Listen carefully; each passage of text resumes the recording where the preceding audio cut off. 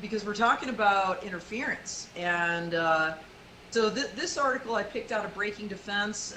This news actually broke last week. If anybody's been following this, there's a group called Ligado. Okay, there's a long sordid history here dating back, oh gosh, more than 10 plus years with this group.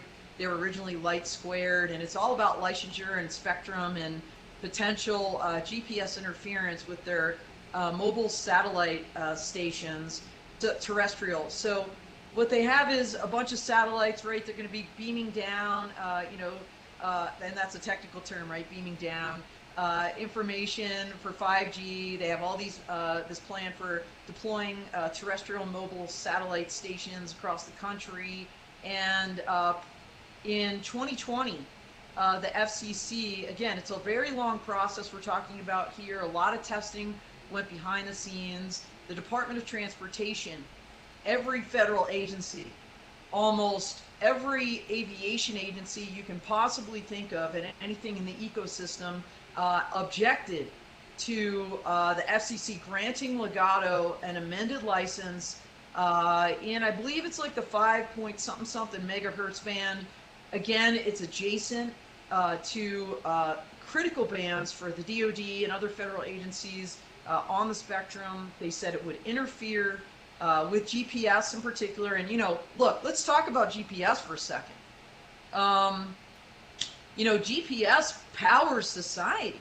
I mean, this is not just, we're not talking about DoD drones. We're not just talking about, commercial aircraft. We're talking about everything you do every single day, including when you get in your car and you put on Waze to get to a place like Mount Princeton Hot Springs, which is exactly what I did yesterday. That's what GPS is so pervasive in society. Like, I don't know how we'd function without it.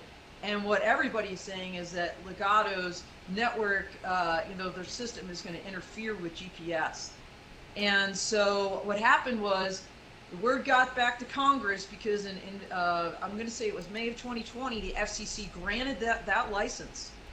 Immediately, NTIA, which is the National Telecommunications and Information Agency, NTIA represents virtually all the federal agencies when it comes to spectrum, filed a petition for stay, meaning to hold off on implementing this, and for reconsideration, meaning, hey, FCC, you need to relook at this seriously. And that petition for reconsideration still to this day is pending, more than 2 years later. But what they did was, in January of this year, they denied the stay. And I think it was this year. I might be squishy on my timelines. So Legado has been pressing on, right? They've been doing their required quarterly reports that, by the way, are on the FCC's website. You can go check them out for yourself. And I've been reporting on this extensively for Inside GNSS magazine.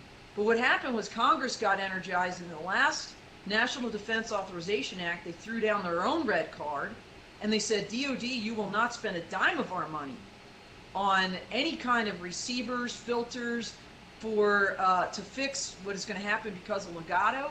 And they also required the national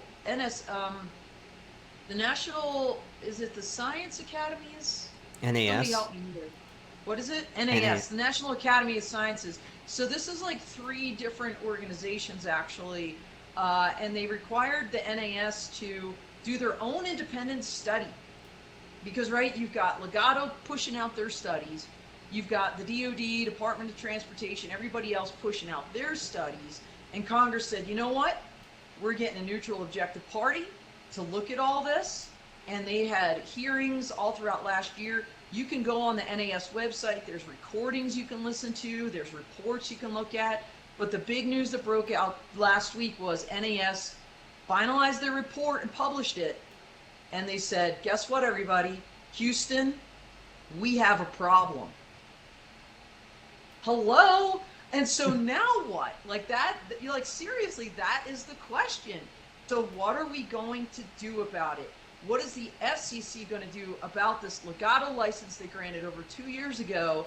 They have still not acted on the petition for reconsideration. And now what is Congress going to do as they're looking to maybe do the next Defense Authorization Act? So interesting times indeed. The NAS study has validated some of these concerns, and in particular for the DoD. So I would love to hear David's thoughts on this first. Well, Don, I would ask you the question. I think you got a great background for the legality portion of this and understanding like where can this go? What might happen going forward? This is a huge legal battle, it sounds like. You did outline, hey, Congress could take action, and others can dive in, but what do you see happening? Yeah, who's at fault and how This are is they accountable? this is a interesting question, right? Because this is a administrative action by a federal agency, and so at some point, if the agency fails to act, and we know now that there's actually a safety concern, usually you have to exhaust what they call exhaust all administrative remedies before you can actually take this to court. But that honestly, I think could be the next step, is maybe there's a lawsuit filed to say, and I can imagine the parties, right? I mean, and federal agencies would be represented by not only NTIA, but in a lawsuit, usually by the Department of Justice, to say, hey, this needs to stop. We need an answer here. We can't just keep waiting on and on and on. We need closure. So I would love to hear Jennifer Richter's thoughts on this. She's out there. Maybe we can pick her brain. And spoiler alert, I'm writing another article on this for Inside GNSS. So I'm definitely going to be ringing up Jennifer. So stay tuned for that article, David. I will get an answer to that question, because I think that is now the one that is on everyone's mind. So, okay, great. The report is out there. We can all talk about the report all day long. The relevant question is, what now? What's next? And that's the question that I'm going to need to sink my teeth into at the end of this week when I finally get home to look at that and push out another article. So maybe another question to David is, how unusual is this? Is this it seems unusual to me. I think, anytime a new technology or someone tries to get into a space that the DoD has an interest in, like, things like this can happen. But I think that, it's going to get worked out. Dawn will probably provide some great insights, it sounds like, on where this can go in her article coming up. But I think that, the department, the report, the article said that any impacts on the DoD are classified. So we don't know the exact impacts. You can make guesses. Anyone can. But I think that, whatever happens, the DoD will probably be just fine. What do you think, Taylor? If I jump in, it really occurred to me something very interesting. So I'm aware from the manned aviation side where Ligado and the interference with GPS in aviation, and it was huge. And like you said, Don, all of the alphabet soup aviation organizations were vehemently against it, and it was crazy. And what I think we're seeing here in both instances on 5G and this is that the FCC is granting licensure to bits of the radio spectrum that are really close to other bits of the radio spectrum that are being used. And what occurred to me was this is almost a reversal of what normally happens, and that is, that it's the technology that isn't quite caught up to what the FCC wants to do. And what I mean by that is that you've got old GPS receiver and transmitter deployments, and they spill over the band. And so the technology isn't there to keep it within what the FCC is granting, which is a little bit different than what we see from most federal agencies. So I think that's going to be a huge battle. And also to your point, Don, GPS, we are so reliant on it for everything. In fact, David, it scares me, as being a point of weakness. I don't know if you guys watch, but it's interesting out here in the West, we get NOTAMs issued by the FAA for GPS interference, and they're doing it a lot down in New Mexico.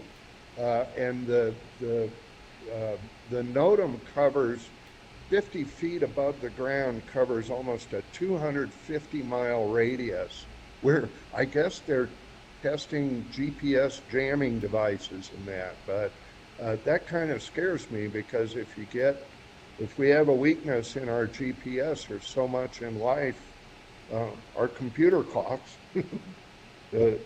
Anyway, that's kind of what I had to say on it. I think that's a really great insight into, it's actually the reverse of what we normally see in terms of federal institutions, regulators, etc. But Don, correct me if I'm wrong, like there is a problem, but the problem seemed to be specific to this military vendor, and that actually commercial products were a little bit more rugged. Is that something that what the Defense Innovation Unit is actually solving? Like their entire purpose is actually making that less of a thing?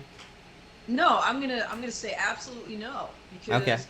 I've interviewed people like oh gosh, name Diana. It's Van Buren.